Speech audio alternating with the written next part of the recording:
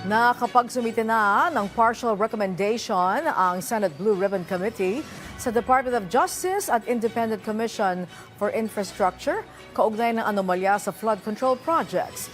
Sa harap niya, nilinaw ng komite na sa kanilang pasilidad magpapasko ang mga na-cite in contempt dahil hindi pa tapos ang kanilang investigasyon.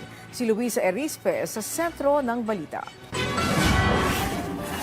Tiis muna sa kulungan ng Senado ngayong Pasko ang mga resource persons na na-cite in contempt ng Blue Ribbon Committee dahil sa investigasyon ng flood control project. Ito ay sina Curly Discaya, JP Mendoza, Henry Alcantara at Bryce Hernandez. Sabi ng liderato ng Senado, hanggat hindi tapos ang investigasyon sa flood control, hindi sila makakalaya sa kulungan.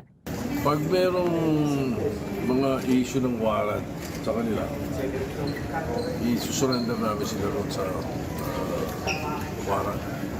Pag wala, SP, dito lang sila. Pag wala, dito pa sila hanggat hindi tapos yung ribbon na hearing hanggang June of 2020. Gate pa ni Senate President Soto, Supreme Court na rin ang may sabi na may kapangyarihan ng Senado na panatilihin ang mga nakokontempt sa kulungan kahit hanggang matapos pa ang 20th Congress. Kasi yun ang sinasabi ng Supreme Court na contempt namin ay hanggang matapos lang yung committee report or yung Congress na yun. Samantala, nilinaw naman ni Senate President Pro Tempore Panfilo Lacson na hindi pa terminated ang pagdinig ng Blue Ribbon Committee hinggil sa flood control scandal.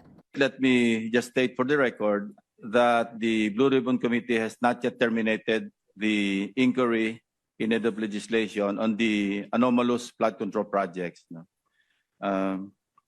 Be that as it may, I have directed the committee to commence crafting with the crafting of a partial committee report in that regard. Pero may mga naisumiti na silang rekomendasyon sa Department of Justice at Independent Commission for Infrastructure na makasuhan. Bagamat hindi raw kasama ang mga diskaya, may mga dawit na district engineers ng DPWH. Pwede mag-file ng o mag-recommend ng filing of charges, which we already did actually initially. No?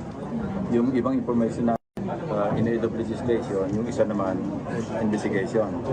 Luisa Erispe para sa Pambansang TV sa Bagong Pilipinas.